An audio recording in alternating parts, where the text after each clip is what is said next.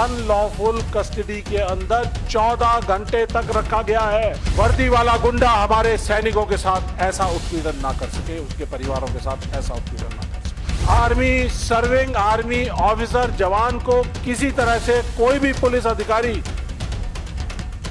बिना केस लगाए unlawful custody के अंदर नहीं रख सकता। Enough is enough. Chief of army staff साहब, आपको प्रधानमंत्री जी को कहना पड़ेगा, इनफ इज इनफ। मुझे अपने सैनिकों के साथ ये बदसलूकी और उनके परिवारों के साथ, उनकी महिलाओं के साथ ये उत्पीड़न, ये बर्दाश्त नहीं है। इन पांचों के पांचों पुलिस कर्मियों को टर्मिनेट किया जाए।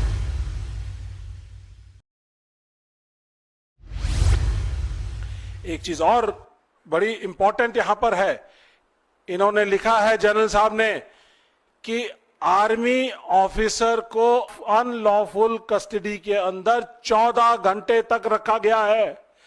आर्मी सर्विंग आर्मी ऑफिसर जवान को किसी तरह से कोई भी पुलिस अधिकारी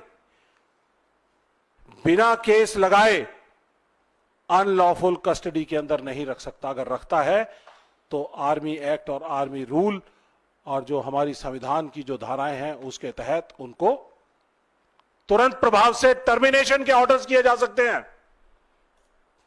सस्पेंशन नहीं चाहिए हमें।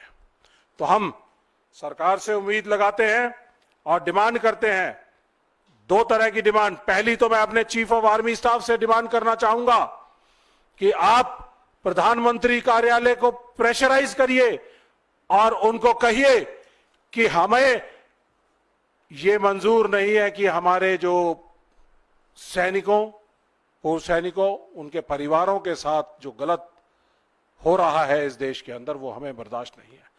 तो enough is enough. Chief of army staff साहब, आपको प्रधानमंत्री जी को कहना पड़ेगा, इनफ इज इनफ। मुझे अपने सैनिकों के साथ ये बदसलूकी और उनके परिवारों के साथ, उनकी महिलाओं के साथ ये उत्पीड़न, ये बर्दाश्त नहीं है। और तुरंत प्रभाव से इन पांचों के पांचों पुलिस कर्मियों को टर्मिनेट किया जाए, यह हमारी डिमांड है। इसके साथ साथ हम यह भी कहना चाहते हैं कि जैसे एक इंडिपेंडेंट जुडिशियल इंक्वायरी इसके ऊपर होनी चाहिए ताकि ट्रांसपेरेंट तौर पे सारी बात सामने आए, इसी तरह की डिमांड हम करते हैं कि इंदौर के इंसिडेंट के ऊपर, इसी तरह की डिमांड हम करते हैं जयपुर के इंसिडेंट के ऊपर कि जुडिशियल इंक्वायरी की जानी चाहिए और इन विक्टिम्स को कॉम्प्रहेंसिव मेडिकल, लीगल, साइकोलॉजिकल हर तरह की इनको सपोर्ट मिलनी चाहिए। और इसके साथ साथ आर्मी एक्ट, आर्मी रूल हमें प्रोटेक्ट करता है बहुत चीजों से, हमसे बहुत अधिकार, फंडामेंटल अधिकार ले लेते हैं, लेकिन बहुत चीजों से प्रोटेक्ट भी करते हैं। उनका सही संज्ञान लेते हुए एक कानून जरूर बनना चाहिए ताकि कोई दोबारा से पुलिस में वर्दी वाला गुंडा हमारे सैनिकों के साथ ऐसा उत्पीड़न ना कर सके, उनके परिवारों के साथ ऐसा उत्पीड़न ना कर सके। और लास्टली मैं चाहूंगा कि चीफ ऑफ आर्मी स्टाफ से, प्रधानमंत्री जी से, अमित शाह जी से, रक्षा मंत्री जी से कि हमारे आर्मी के कर्मियों की, परिवारों की सेफ्टी, सिक्योरिटी की हिफाजत करना आपकी जिम्मेदारी है। क्योंकि जब वो सरहद के ऊपर लड़ाई लड़ रहा होता है तो उसके दिमाग में सिर्फ एक ही बात है कि मेरे को अपने देश के लिए काम आना है, इस लड़ाई को, इस टारगेट को हासिल करना है, जीतना है। या तो मैं जीत के आऊंगा, तिरंगा में लिपट के आऊंगा, या मैं जीत का तिरंगा वहां पर फहरा कर आऊंगा। यह जज्बा है। यह जज्बा हम तभी कायम रख सकते हैं जब हमारे परिवार यहां पे महफूज और सेफ होंगे।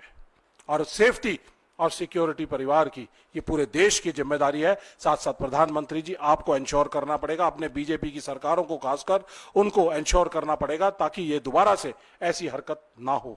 और लास्ट में मैं ये भी डिमांड करता हूं कि एक्स सर्विसमैन कमीशन बनना चाहिए, जिसकी डिमांड हमारी बहुत पुरानी है कि जिस तरह से SC ST कमीशन, महिला आयोग है, इसी तरह से एक्स सर्विसमैन कमीशन होना चाहिए ताकि हम उस एक्स सर्विसमैन कमीशन से गुहार लगा सके ताकि ये 5 इस तरह के वर्दी वाले गुंडे उनको बुलाकर हम उनकी जुडिशियल इंक्वायरी करने की ताकत रख सके, ये हम डिमांड करते हैं। अगर आप ये खबर फेसबुक पर देख रहे हैं तो वीडियो को लाइक करके पेज को फॉलो करें। इसके अलावा अगर आप इस खबर से यूट्यूब के जरिए जुड़े हैं तो चैनल को सब्सक्राइब करके बेल आइकन दबाना बिल्कुल ना भूलें। नमस्कार।